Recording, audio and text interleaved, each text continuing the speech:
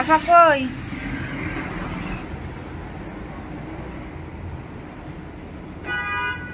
সকাল সকাল আপা কি করতেছে? বারান্দার মধ্যে এই যে আঙ্গুর খায় আর টিয়া পাকিয়ে আঙ্গুরের অবস্থা এই যে আঙ্গুর সব খেয়ে লাইছে।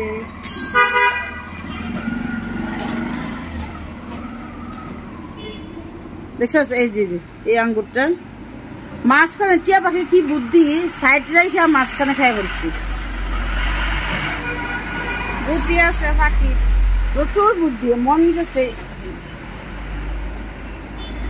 মেজাজটি খারাপ হয়ে গেছে। এখন ব্যাগ কি করে দিব, ব্যাগের ভিতর দিয়ে কিভাবে টিয়া পাখি খায়।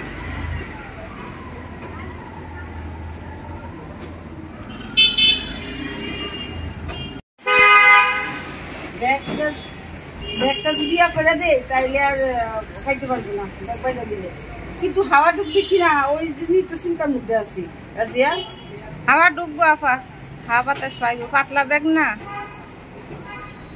ব্যাগ না দিলে তো সবগুলি খাই ফেলবে। সব টিয়া পাখির যে কি বুদ্ধি, সাইডে রাইখা মাঝখান দিয়া সব খাই ফেলছে। একটু বুদ্ধি টিয়া পাখি ধরতে পারতাম, মজা।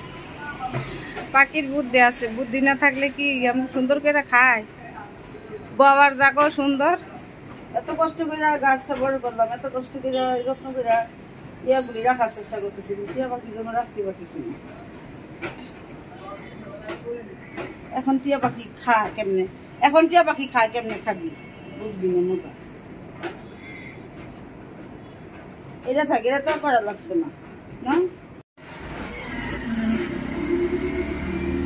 মরিচ গাছটা থেকে কি মায়া লাগে, আর মরিচ গাছটা গেলে মরিয়া ওই শাকের পাতা গুলি ওরকম ফুটা ফুটা দেখতে দিয়ে। আচ্ছা এরকম ফুটা ফুটা কারণ কি শাকের পাতার মধ্যে? ওই স্পট পরে, হ্যাঁ স্পট।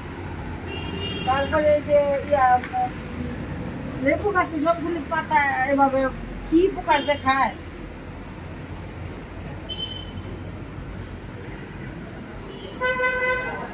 সব গাছের পাতা পোকায় খায়, এগুলা কি ওষুধ দিলে গাছের পাতা পোকায় থাকো না। এটার জন্য টেনশনের মধ্যে আছি। এবার জামা থাকলে বেশি জানাবেন গাছের পোকা কিভাবে দূর করবো।